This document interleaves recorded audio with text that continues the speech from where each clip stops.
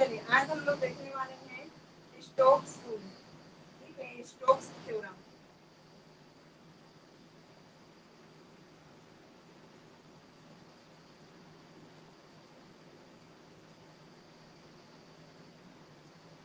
Stokes theorem देखने वाले हैं।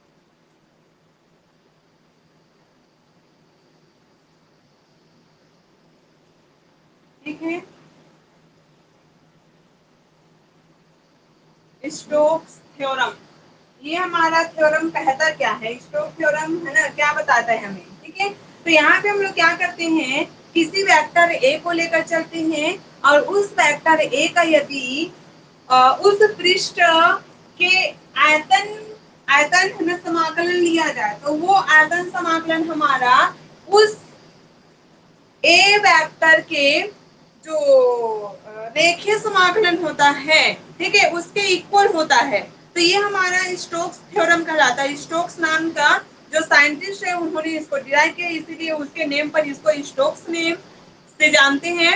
और स्टोक्स नेम है ना जानने मतलब है क्या चीज, तो यहाँ पे हम लोग मतलब यूज क्यों करते हैं, तो यहाँ पे हम लोग इसको यूज करते हैं कि हमारा जो आयतन समाकलन होता है उसको रेखीय समाकलन में, ठीक है, आयतन समाकलन बोलती हूँ, आपका क्षेत्र पृष्ठ समाकलन है ना, पृष्ठ समाकलन को रेखीय समाकलन में या फिर रेखीय समाकलन को पृष्ठ समाकलन में बदलने के लिए, ठीक है ना, शो करने के लिए हम लोग क्या करते हैं, स्टोक्स थ्योरम का यूज करते हैं। ठीक है, तो ये जो स्टोक्स थ्योरम है ना, वो हमको क्या कहता है, तो यहाँ से ये हमको कहता है कि किसी वेक्टर ए का जो कर्ल कर्ल है ना होता है, उस वेक्टर है ना, उसका उस वेक्टर के रेखीय समाकलन के इक्वल होता है। ठीक है, मतलब हमारा कोई वेक्टर ए लिया गया है किसी सरफेस के अंदर, जैसे यहाँ पे मैं क्या कर दूं, ये मेरा कोई एक क्या है, सरफेस है, ये मेरा कोई एक सरफेस है, ठीक है, जो कि एक क्लोज्ड पाथ को क्या करता है, शो करता है, दिखाई दे भी रहा होगा। ठीक है, तो ये हमारा एस एक सरफेस है जो कि एक क्लोज्ड पाथ के अकॉर्डिंग है ना शो होता है, या फिर इसको आप सी भी मान सकते हो। तो यहाँ पे सी है ना लेकर चलो, क्योंकि आपके बुक में सी के अकॉर्डिंग ही ले लिया है। ठीक है, तो इसको सी के अकॉर्डिंग ही क्या करते हैं, लेकर चलते हैं। ठीक है, तो यहाँ से हमने एक क्लोज्ड पाथ लिया है, तो इसके अंदर यदि मैं क्या करूं, इसके अंदर या फिर इसके सरफेस में एक एक क्या करती हूँ, वेक्टर ए को लेकर चलती हूँ। ठीक है, तो इस वेक्टर है ना ए का हमें क्या करना पड़ता है, लाइन इंटीग्रेशन निकालना पड़ता है, मतलब रेखीय समाकलन निकालना पड़ता है। और ये जो रेखीय समाकलन है वो इस सरफेस के कर्ल वेक्टर ए के पृष्ठ समाकलन है ना या फिर सरफेस इंटीग्रल्स के इक्वल होता है। ठीक है, तो यहाँ पे हमें इसको क्या करना है, प्रूफ करना है, तभी ये हमारा स्टोक का जो थ्योरम है या फिर प्रमेय है वो क्या होगा, प्रूफ होगा। तो यहाँ पे हम लोग डायग्राम को लेकर चलते हैं कि सी एक हमने क्या किया है, क्लोज्ड पाथ लिया है जो कि ए सरफेस के फॉर्म में क्या होता है, शो होता है। ठीक है, तो यहाँ पे हम लोग क्या करते हैं, कर्ला है ना ए पहले क्या करेंगे, डिराइव करेंगे, तो कर्ला ए को इसके इक्वल लाने के लिए हमें क्या करना पड़ेगा, सबसे पहले इस पूरे क्लोज्ड पाथ को हम लोग क्या कर देते हैं, दो भाग में डिवाइड कर देते हैं। ठीक है, तो सबसे पहले है ना इसकी उत्पत्ति करने के लिए, इसको लाने के लिए हमने क्या कर दिया, एक सरफेस था उसका हमने दो पार्ट में इसको क्या कर दिया है, डिवाइड कर दिया। इसी को मैं यहाँ लिख रही हूँ। और डिवाइड करने पर है ना, चलो एक सीधी रेखा से ही इसको डिवाइड कर देते हैं। ये मैंने इसको डिवाइड कर दिया, मान लेते हैं ये हमारा P और ये हमारा Q है।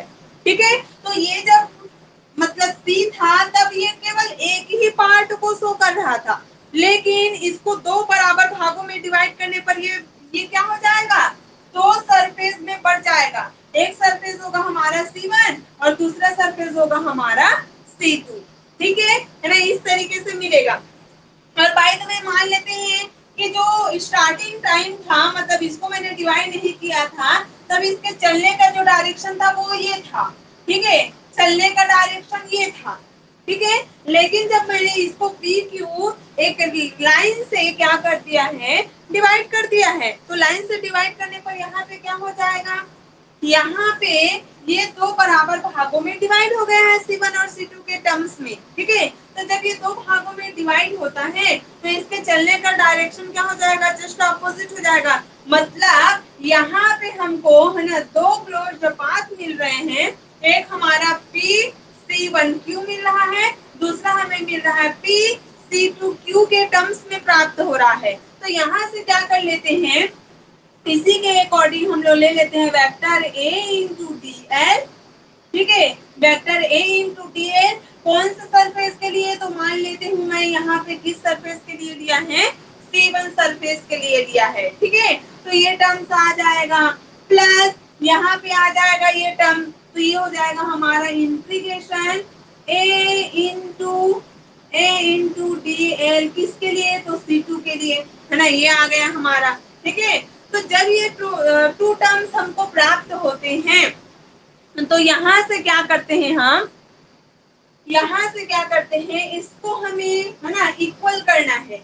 जब मैंने सरफेस C1 के लिए लिया है, सरफेस हमारा C1 है उसके लिए लिया गया है, ठीक है। तो यहाँ पे तो हमको टू पार्ट में है ना ये प्राप्त हो रहा है, ये आपका जा रहा है इस डायरेक्शन में, है ना, ये जा रहा है इस डायरेक्शन में, यहाँ से आएगा ये क्या हो जाएगा, इस डायरेक्शन में मुड़ जाएगा, क्यों, क्योंकि अब तो ये दो पार्ट में डिवाइड है। जब ये एक ही था तब ये डायरेक्ट है ना इस तरीके से क्या कर सकता था, मूव कर सकता था, लेकिन इसको दो भागों में डिवाइड करने पर ये यहाँ से क्या हो जाएगा, इसका जो रास्ता है वो मुड़ जाएगा। तो यहाँ पे इसको कैसे शो कर सकते हैं, इस सरफेस के लिए, तो इसको हम लोग शो कर सकते हैं इधर इंटीग्रेशन इंटीग्रेशन P, ठीक है, C1 और यहाँ से हमारा Q, ठीक है, ये मैंने लिया है, और ये आ जाएगा A इंटू डी एल के टर्म्स में, प्लस इसी के लिए हमारा यहाँ से भी प्राप्त होगा, है ना, Q से P वाला जो टर्म्स है वो भी प्राप्त होगा। तो यहाँ से क्या हो जाएगा, ये integration P Q A into D L, ये हो गया किसके लिए है, ये सरफेस C1 के लिए है। ऐसे ही सरफेस C2 के लिए भी लेकर चलूंगी, इस टर्म्स के लिए भी हमें क्या करना है, लेकर चलना है, ठीक है। तो इसके लिए क्या आएगा, प्लस इंटीग्रेशन, ये आ जाएगा हमारा इंटीग्रेशन किसके लिए है, तो PC2Q के लिए, तो यहाँ से आ जाएगा P, या फिर आप चलने के डायरेक्शन को लेकर चल सकते हो Q C2P A into D L के टर्म्स में ये क्या होगा, मिलेगा, ठीक है। प्लस एक टर्म्स और बचा है हमारा, तो उस टर्म्स को भी ले सकते हैं, इंटीग्रेशन, है ना। अब इसके चलने का डायरेक्शन क्या है, ये इधर से आ रहा है तो इधर मुड़ जाएगा, है ना, ये इधर मुड़ जाएगा, ठीक है। तो यहाँ से क्या हो जाएगा, ये हो जाएगा हमारा P से Q A into D L के टर्म्स में, ठीक है, ये हमको मिलेगा। अब क्या करते हैं, यहाँ पे दोनों का डायरेक्शन आपको जस्ट अपोजिट दिखाई दे रहा होगा, है ना। यहाँ पे देखो, यहाँ पे ये इस डायरेक्शन में चल रहा है तो दूसरा उसी टाइम में है ना जस्ट अपोजिट चल रहा है। तो यहाँ पे क्या कर सकती हूँ मैं, यहाँ पे इंटीग्रेशन हमारा P Q A into D L is equal to, ये किसके इक्वल हो जाएगा, तो ये हो जाएगा हमारा माइनस, ये हो जाएगा हमारा minus P Q A into D L के इक्वल हो जाएगा, क्यों, क्योंकि जस्ट एक दूसरे के अपोजिट है। हालांकि वेक्टर ए का है ना जो लाइन इंटीग्रेशन है उसी चीज को ये भी शो कर रहा है, ठीक है, लेकिन यहाँ पे इन दोनों का जो डायरेक्शन है वो जस्ट अपोजिट है, इस कारण से यहाँ पे क्या आएगा, नेगेटिव साइन है ना आएगा, ठीक है। तो यहाँ पे हम लोग क्या करते हैं, जैसे ये टर्म्स हमको प्राप्त होता है इस टर्म्स को फॉलो कर देना है यहाँ पे, तो ये क्या आ जाएगा, ये आ जाएगा हमारा integration A into D L, ठीक है, C1 के लिए, plus integration C2 A into D L के लिए इज इक्वल टू, यहाँ से मैं वैल्यू को पुट करूंगी तो A इंटू डी एल इसके लिए है PC1Q के लिए, प्लस यहाँ से आ जाएगा हमारा, इसको ऐसे ही रहने देते हैं Q से P A into D L plus integration Q C to P A into D L minus, अब यहाँ पे रख रही हूं मैं इस पी क्यू है ना, इसकी वैल्यू को मैं क्या रख रही हूँ, ये रख रही हूँ, तो ये आ जाएगा जस्ट माइनस में है ना, यहाँ पे लिख रही हूँ मैं नीचे माइनस, ये आ जाएगा हमारा P Q A into D L के टर्म्स में ये क्या होगा आपको मिलेगा। ठीक है, यहाँ तक क्लियर है। अब क्या करते हैं, यहाँ से देखो ये वाला जो टर्म्स है वो और ये वाला टर्म्स दोनों सेम है ना, सेम आइडेंटिटी मतलब सेम क्वांटिटी को शो कर रहा है। ठीक है, सेम क्वांटिटी को ये शो कर रहा है, इसमें लिमिट भी सेम है, जस्ट चलने का डायरेक्शन अपोजिट है, इसी कारण से इसका जो साइन है वो क्या आ गया है, नेगेटिव आ गया है, लेकिन ये सेम है, इसलिए क्या हो जाएगा, ये जो टर्म्स है वो क्या हो जाएगा, कैंसिल आउट हो जाएगा, और हमारे पास बचेगा क्या, तो ये बच जाएगा इसके इक्वल में A into D L C one plus integration A into D L C to.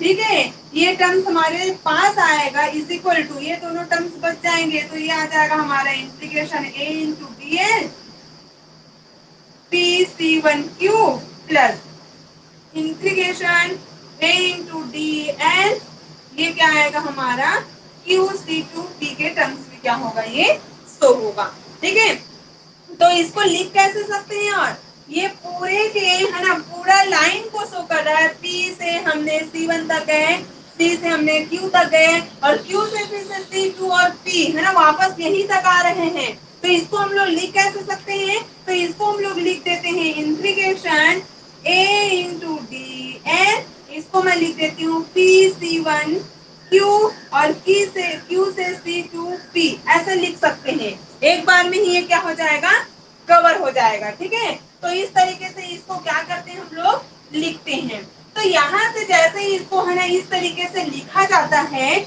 और क्या कर सकते हैं, ये पूरा का पूरा जो दो भाग में डिवाइड हुआ था वो क्या कर रहा है, हालांकि इसको इस तरीके से शो कर सकते हैं, लेकिन ये शो किसको करेगा, इस कैपिटल है ना सी को शो करेगा, तो इसको क्या कर सकती हूँ मैं, उस सी के टर्म्स में शो कर देती हूँ, तो ऊपर का मैं मिटा रही हूँ है ना, ऊपर अगर आपको समझ में आया होगा मेरे ख्याल से, है ना, नहीं आया होगा तो ये आपका जो लेक्चर है वो रिकॉर्ड हो रहा है, तो एक बार है ना रिकॉर्डिंग क्लास में डाल दूंगी, वहां से एक बार और आप देख सकते हो। ठीक है ना, देखना अगर समझ में नहीं आए तो यहाँ से इसके इक्वल में ये हमको मिला है, और इसको लिख कैसे सकते हैं, तो इसको हम लोग लिख सकते हैं A into D L P C one Q C to P. ठीक है, इसको मैं लिख सकती हूँ integration C A into D L के टर्म्स में क्या कर सकते हैं, लिख सकती हूँ, क्यों, क्योंकि ये पूरा का पूरा ये जो एरिया है वो सी को ही तो शो कर रहा है ना, इस सी को ही तो शो कर रहा है, जो कि मैंने इसको दो बराबर भागों में डिवाइड कर दिया था, इस तरह से ही आया था।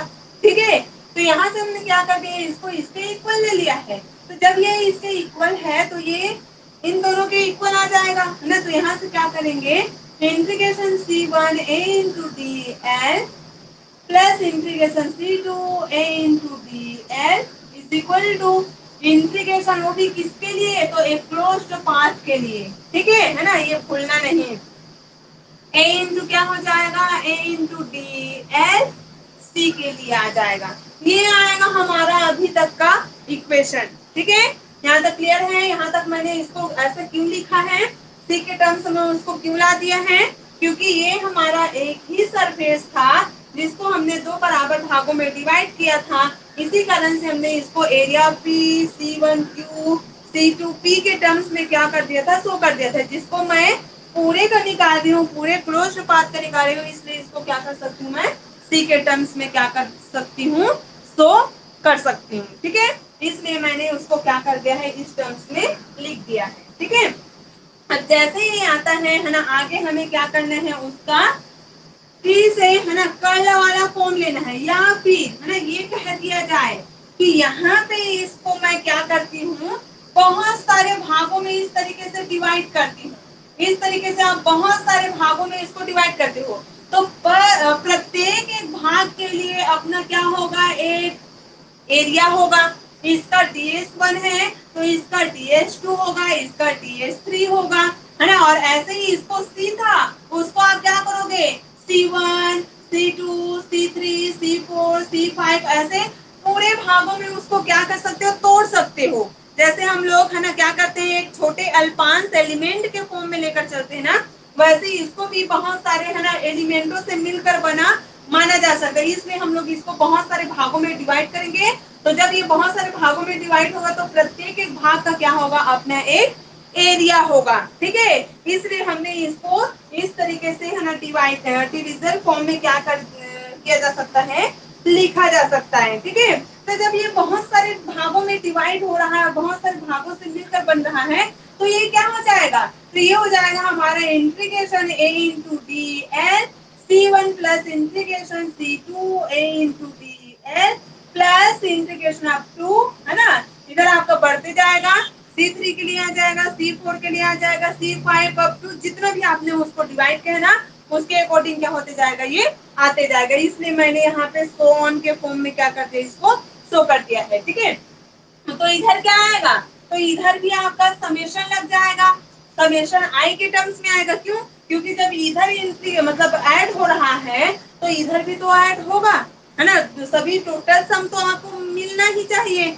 इसलिए हमने क्या कर दिया है, यहाँ पे समेशन का, है ना, यूज कर दिया है। ठीक है, समेशन आपका ये closed integration A into D L, है ना, इस टर्म्स में क्या कर सकते हैं, इसको शो कर सकते हैं। ठीक है, जहां से इसको आप पूरे, है ना, ये तो हमको पहले से ही पता है कि हमने एक सी पार्ट को बहुत सारे भागों में डिवाइड किया है, तो ये क्या आ जाएगा, इस टर्म्स को मैं किस टर्म्स में लिख सकती हूँ, सी ए इंटू डी एल के टर्म्स में क्या किया जा सकता है, इसको लिखा जा सकता है। ठीक है, या फिर, है ना, यहाँ पे हम लोग क्या करें, इसको, है ना, इंटीग्रेशन के टर्म्स में भी इसको शो किया जा सकता है। कब, जब लिमिट में आई लिया गया है, वो आई किसकी ओर टेंस करेगा, इनफिनाइट की ओर टेंस करेगा, तो इसको हम लोग इंटीग्रेशन के टर्म्स में क्या कर सकते हैं, सिंपल इंटीग्रेशन के टर्म्स में इसको शो किया जा सकता है। ठीक है, अब कर्ल फॉर्म को यदि हम लोग लेकर चले, ठीक है, तो वेक्टर ए का यदि हम लोग कर्ल फॉर्म लेकर चले या फिर कर्ल लेकर चल रहे हैं, तो curl A vector is equal to, इसको हम लोग शो कर सकते हैं, ये पूरा आपका कर्ल के टर्म्स में क्या होने लगेगा, शो होने लगेगा। तो इसके इक्वल में हम लोग क्या कर सकते हैं, integration A into D L, ठीक है, सी के टर्म्स में इसको क्या किया जा सकता है, शो किया जा सकता है। ठीक है, यहाँ पे कुछ और भूल गई मैं, D S I is equal to, हमें, है ना, क्या करना है, एरिया को भी कवर करना है। क्यों, क्योंकि बहुत सारे भागों में आपने इसको डिवाइड कर दिया है, इस कारण से इसका एरिया जो हमें वेक्टर मिलेगा, ठीक है, वो इस तरीके से मिलेगा, इज इक्वल टू, ये आ जाएगा आपका integration A into D L के टर्म्स में। ठीक है, इस तरीके से ये मिलेगा। ठीक है, अब बहुत सारे भागों में इसको बाय द वे हमने डिवाइड किया है, तो यहाँ से क्या हो जाएगा, ये वाला जो टर्म्स है वो समेशन के फॉर्म में शो होने लगेगा, तो इसको हम लोग क्या कर देते हैं, समेशन के टर्म्स में इसको शो कर देती है। ठीक है, जब ये समेशन के टर्म्स में है और इसको मैं हटाती हूँ समेशन, जब ये क्या होता है, इनफिनाइट की ओर टेंस करता है, तो यहाँ से जब इसको हटाया जाता है तो इधर भी क्या हो जाता है, इंटीग्रेशन टर्म्स लग जाता है। तो curl A is equal into D S I is equal to, ये आ जाएगा हमारा integration A into D L. ठीक है, ये टर्म्स हमको प्राप्त होता है, जो कि आपका ऊपर लिखा गया था, ये इक्वेशंस। ठीक है, और ये जब आई की ओर टेंस कर रहा है ना, तो यहाँ पे हम लोग क्या कर सकते हैं, इसको क्लोज है ना, पास से आप नॉर्मली, है ना, पास में भी इसको क्या कर सकते हो, शो कर सकते हो। ठीक है, जब आई इनफिनाइट की ओर टेंस कर रहा है तो समेशन जो है वो किसकी ओर टेंस होने लगता है, मतलब कैसे शो करते हैं उसको, इंटीग्रेशन के टर्म्स में शो किया जाता है। ठीक है, ये आता है। अब इसको और कैसे लिख सकती हूँ, ये तो आपका प्रूफ हो गया स्टोक्स का थ्योरम। इसको और कैसे लिख सकते हैं, तो इसको हम लोग लिख सकते हैं del cross A into D S I is equal to, ठीक है, इज इक्वल टू आ जाएगा integration A into D L के टर्म्स में क्या होगा, सो होगा। ठीक है, ये आपका स्टोक्स थ्योरम। ठीक है, ये प्रूफ हो गया है स्टोक्स थ्योरम। ठीक, यही तक हमें क्या करना था, प्रूव करना था। तो यहाँ पे आपको पता चल गया होगा, ये आपका न्यूमेरिकल सॉल्यूशन के लिए, न्यूमेरिकल को सॉल्व करने के लिए बहुत ही बेनिफिट देता है कि लाइन इंटीग्रेशन को हम लोग किसमें, सरफेस इंटीग्रल्स में, मतलब पृष्ठ समाकलन में बदल सकते हैं, या फिर पृष्ठ समाकलन को हम लोग क्या कर सकते हैं, रेखीय समाकलन या लाइन इंटीग्रल्स में क्या किया जाता है, स्टोर किया जाता है। तो इसका बहुत ही यूजेस है इसका। और हमने जो कल पढ़ा था डाइवर्जेंस प्रमेय है ना, उसका, ठीक है, उसमें क्या था, तो वॉल्यूम इंटीग्रेशन था, उसको हम लोग सरफेस इंटीग्रल्स में चेंज कर रहे थे, और सरफेस था उसको वॉल्यूम इंटीग्रेशन में क्या कर पा रहे थे, चेंज कर पा रहे थे। वैसे ही ये भी है, ठीक है। तो ये आता है हमारा, है ना, इतना। अब क्या करते हैं, यहाँ से हम लोग, है ना, आगे देखेंगे कि ग्रीन्स थ्योरम को, ठीक है। छोटा सा टॉपिक है ग्रीन्स थ्योरम, फिर तो ये आपका, है ना, जो पार्ट है वो समाप्त हो जाएगा, वही बचा रहेगा। तो उसको बस बता देती हूँ ग्रीन्स थ्योरम को, कि ग्रीन्स थ्योरम, है ना, कहता क्या है। पूरा आपका, है ना, प्रमेय बस है, उसमें कुछ नहीं है, ठीक है, और इजी भी है काफी। टू टाइप से, है ना, प्राप्त होता है, एक हमारा ग्रीन्स फर्स्ट थ्योरम और एक हमारा ग्रीन्स सेकेंड थ्योरम, ठीक है। तो यहाँ से ये हमको मिलेगा ग्रीन्स थ्योरम, है ना, ये क्या कहते हैं हमारा ग्रीन्स थ्योरम, तो पहले लिख लेती हूँ इसको, integration del square pi minus psi, ठीक है, pi del square psi minus psi del square pi DV is equal to, ठीक है। ये हमको किसके इक्वल मिलता है, तो ये हमको मिलता है integration pi del psi minus, del psi minus psi del phi DS के इक्वल मिलता है। मतलब वही आपका वॉल्यूम इंटीग्रेशन सरफेस इंटीग्रल्स में, और सरफेस इंटीग्रल को हम लोग वॉल्यूम इंटीग्रेशन में चेंज कर सकते हैं। उसी थ्योरम को यहाँ पे उठाया गया है, लेकिन अंतर क्या है, यहाँ पे, वहां पे केवल एक ही वेक्टर हुआ करता था, यहाँ पे दो दो वेक्टरों को लिया जाता है ग्रीन्स थ्योरम में। मतलब दो वेक्टरों को हम लोग लेकर चलते हैं, और उन दो वेक्टर के कारण, है ना, स्केलर बोलना चाहिए मेरे ख्याल से, है ना, हाँ, स्केलर क्वांटिटी होता है ना, कि वेक्टर क्वांटिटी। इसी कारण से इनके ऊपर में क्या नहीं रहेगा, हमारा जो वेक्टर टर्म्स है वो नहीं रहेगा, और ये तो आपका वेक्टर्स लगा हुआ है डेल में, ठीक है। तो यहाँ पे फाई और ये जो हमारा साई होता है, दो क्या है, दो अदिश, मतलब स्केलर क्वांटिटी होता है। स्केलर आइडेंटिटी के फॉर्म में क्या किया जाता है, इनको लिया जाता है, ठीक है। मतलब ये हमारा स्केलर क्वांटिटी या फिर आइडेंटिटी के फॉर्म में इनको क्या किया जाएगा, आइडेंटिफाई किया जाएगा, ठीक है।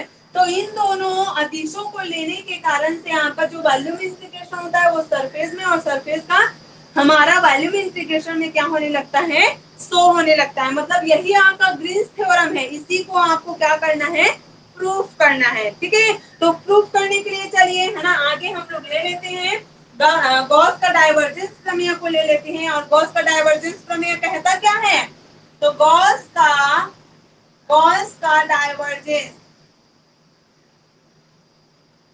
डाइवर्जेंस है ना, थ्योरम को लेकर चल रहे हैं, ठीक है।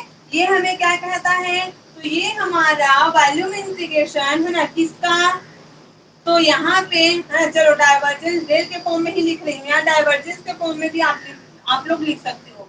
Divergence F into D V is equal to होता है ये हमारा vector A into D S, ये होता है, ठीक है।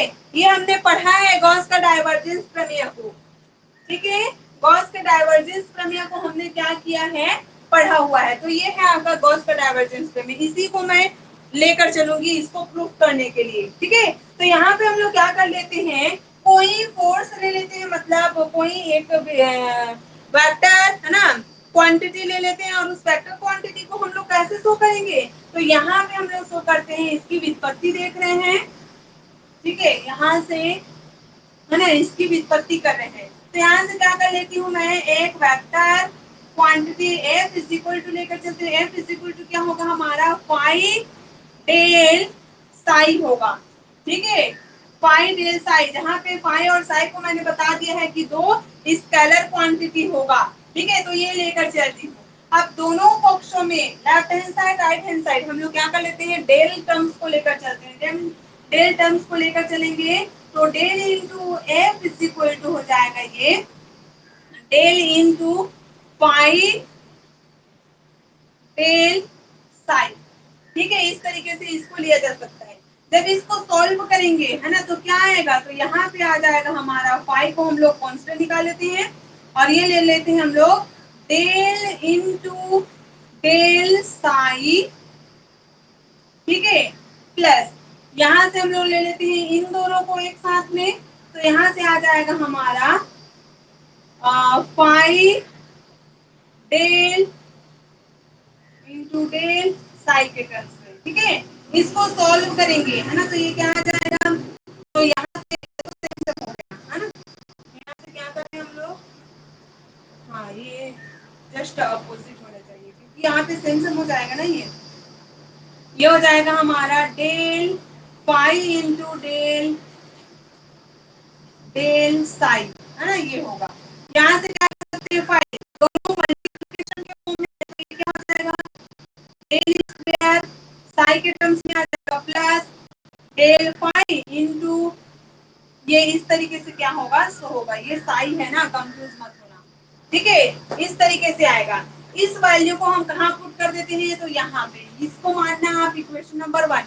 ठीक है, तो यहाँ पे क्या कर रहे हैं हम लोग, इस इक्वेशन 2 के इक्वेशन इक्वेशन 2 के है ना वैल्यूज को हम लोग कहाँ पुट करेंगे, पुट दिस इक्वेशन है ना 1।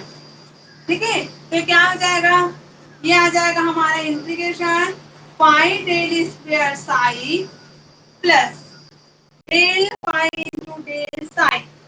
ठीक है, dv integration a into ds के टर्म्स में क्या होगा, आएगा। ये हमारा क्या कहलाता है, ग्रीन्स थ्योरम का है ना, क्या किया मैंने, अच्छा यहाँ पे है ना ध्यान देना। ठीक है, मैंने वेक्टर के फॉर्म में किसको लिया है, एफ को लिया है, तो इधर भी क्या आएगा आपका एफ ही आएगा है ना, इधर एफ आएगा क्योंकि सेम सेम हमने लिया था ना स्टोक्स गॉस के डाइवर्जेंस। कंफ्यूज मत होना, यहाँ पे ये एफ रहेगा क्योंकि यहाँ पे मैंने क्या किया है, एफ को लिया है, तो ये आपका एफ के टर्म्स में आएगा। यहाँ पे वैल्यू को पुट कर दो, एफ की वैल्यू क्या था, तो एफ की वैल्यू ये था, तो यहाँ से क्या आ जाएगा, ये फाई डेल साई के टर्म्स में क्या होगा, सो होगा। ये है हमारा ग्रीन्स का फर्स्ट थ्योरम, प्रथम ग्रीन फलन। ठीक है, प्रथम ग्रीन फंक्शन है ये। अब हमें क्या करना है, सेकंड को लेना है, तो सेकंड के लिए लेने के लिए ऑपोजिट कर दो इसका, ये क्या हो जाएगा f इज इक्वल टू, ये हो जाएगा हमारा साई और ये हो जाएगा हमारा फाई। ठीक है, इस तरीके से लेना है। और ये जब आप डेल लेकर चलोगे, del F is equal to, तो इधर क्या आ जाएगा, जस्ट अपोजिट मिल जाएगा इसका, यहाँ पे आ जाएगा आपका psi del square phi plus यहाँ से आ जाएगा del psi del into del phi, ये आएगा। और ऐसे ही सेम एक और इक्वेशन को आपको निकालना है, मतलब इसकी वैल्यू को यहाँ पे क्या कर देना है, पुट कर देना है। ठीक है, तो जब यहाँ पे पुट करोगे आप है ना, तो क्या मिलेगा, तो ये आ जाएगा इंटीग्रेशन इंटीग्रेशन ये आ जाएगा हमारा psi del square phi plus del psi del phi D V is equal to, यहाँ से आ जाएगा हमारा एफ के लिए integration psi del phi DS, इस तरीके से आपको मिलेगा। तो ये था हमारा क्या इक्वेशन नंबर, दे दो इसको इक्वेशन नंबर 3 और ये है हमारा इक्वेशन नंबर 4। ठीक है, तो यहाँ से क्या करना है हमको, इक्वेशन 3 एंड 4 को क्या करना है, सब्ट्रैक्ट करना है। सब्ट्रैक्ट करने पर ठीक है, तो क्या आएगा, यहाँ पे मैं है ना बीच का मिटा रही हूँ इसको। ठीक है, हमें इसकी जरूरत पड़ेगी और उसकी जरूरत पड़ेगी। आपको ग्रीन्स प्रथम थ्योरम तो समझ में आ गया होगा। प्रथम थ्योरम ये भी, इसको भी आप प्रथम थ्योरम के फॉर्म में ही लिखोगे।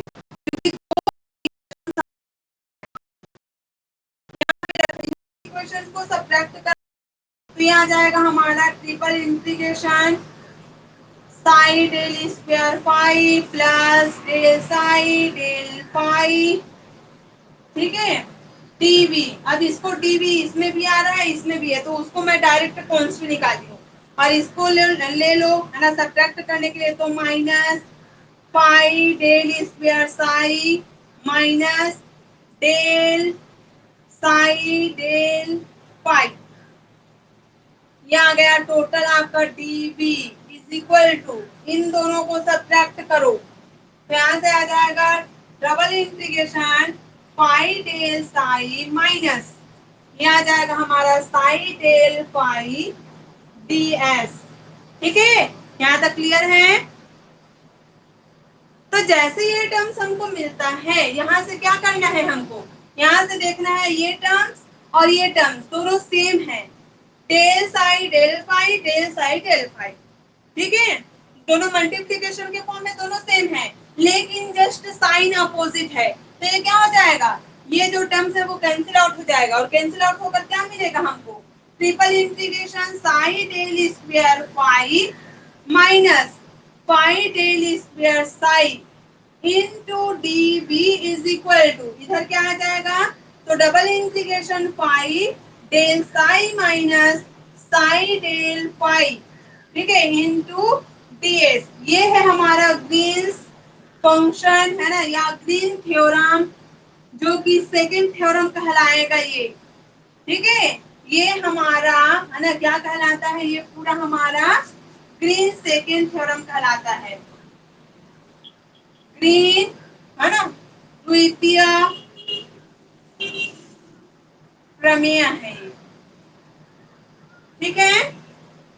यहाँ तक आया, यहाँ तक क्लियर है, दोनों समझ में आया, कैसे आया, बहुत इजी है ग्रीन थ्योरम है ना, और पूछा जाएगा ना तो दोनों को या तो एक साथ पूछ लेता है, बहुत ज्यादा नंबरों पे आता है तो, या तो केवल एक थ्योरम को पूछेगा, बोल देगा वो पहले है ना, या फिर इस इक्वेशन को दे देगा प्रूफ करिए करके, या ये बोल देगा कि द्वितीय थ्योरम को यहाँ पे डिराइव कीजिए या फिर फर्स्ट थ्योरम को डिराइव कीजिए, है ना, तब वहां पे कंफ्यूज नहीं होना है, फर्स्ट बोलेगा तो यहाँ तक लेना है, सेकंड बोलेगा तो यहाँ तक आपको लेकर चलना है, ये आपका सेकंड थ्योरम कहलाता है। बाय द वे इसको आपको क्या पूछा गया, इंटीग्रेशन के डिफरेंशिएशन के टर्म्स में पूछ दिया गया, तब क्या करना है ना, वहां पे कंफ्यूज नहीं होना है, क्योंकि ये उस टर्म्स में भी आपको क्या किया जा सकता है, पूछा जा सकता है, तो वहां पे कंफ्यूज नहीं होना है।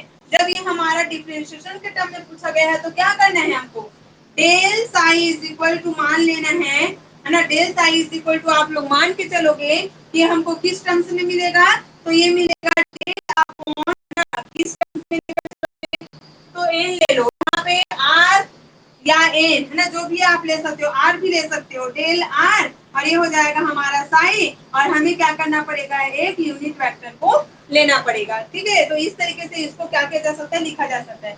ऐसे डेल फाई को भी मैं लिख सकती हूँ, del upon del R phi, और ये आर कैप, इस तरीके से आ जाएगा। तो यहाँ पे जब वैल्यू को पुट करोगे तो ये क्या मिलेगा आपको, integration psi del square phi minus phi del square psi DV is equal to integration है ना, ये आ जाएगा हमारा फाई, और डेल साई की जगह में मैं इसको रख रही हूँ, तो del upon del R psi R cap minus psi del upon del R phi R cap into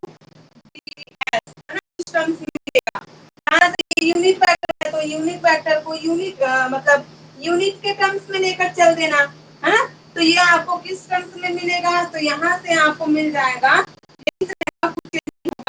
पाई del psi upon del R minus psi del upon del R phi, और ये हो जाएगा आपका डी एस, ठीक है, vector quantity आ जाएगा, क्योंकि ये यूनिट वेक्टर तो दोनों में सेम है तो निकालोगे यहाँ से लेकर चलोगे तो ये स्केलर क्वांटिटी को शो करने लगेगा।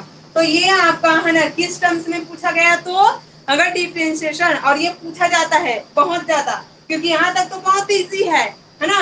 थोड़ा सा स्टेप और बढ़ाना है कि हम इस तरीके से लिख सकते हैं। और ये आपको पता है डेल को हम लोग कैसे लिखते हैं, डेल को लिखते हैं डेल अपॉन डेल आई है ना plus del upon del Y J, ऐसे लिखते हैं। तो हमको पता है, तो इसको डेफिनेटली इस टर्म्स में क्या किया जा सकता है, शो किया जा सकता है। ठीक है, तो ये इस तरीके से आएगा। तो ये भी आपका एक सेकेंड रूप है ग्रीन्स थ्योरम को लिखने का। ठीक है, तो यहाँ तक है।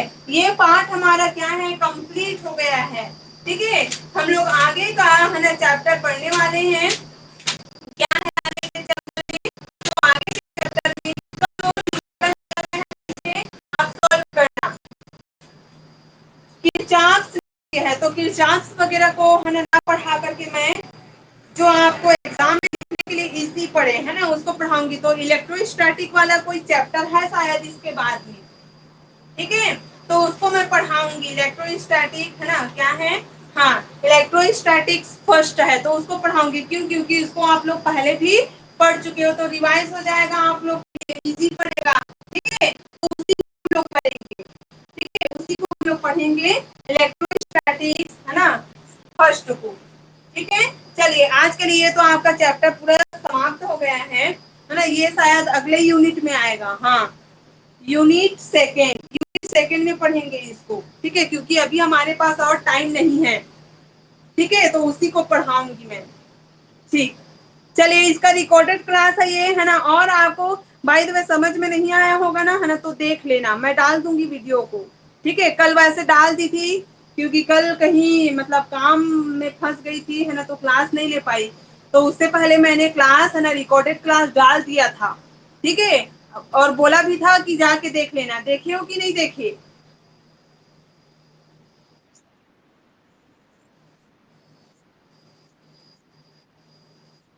चलो अच्छी बात है, अगर कोई है ना छूट गए हो नहीं देखे हो है ना तो देख लेना। और बाय द वे आप देखते हो ना उसके बाद में आप लोगों को कंफ्यूजन होता है, कहीं पे समझ में नहीं आता है, तो आप है ना पूछ सकते हो, वहां पे सब सुविधा है एसएमएस वगैरह की। ठीक है, तो आप एसएमएस कर दिया करो है ना, फिर उसके बाद में उसको जैसे नेक्स्ट लेक्चर है ना लेती हूँ ना, तो उसमें मैं थोड़ा है ना समझाने का प्रयास करूंगी। ठीक है, चलिए अभी के लिए है ना फिलहाल के लिए क्लास तो हमारा है ना हो गया है। कुछ बोल रहे हो, मेरे को सुनाई नहीं दे रहा है।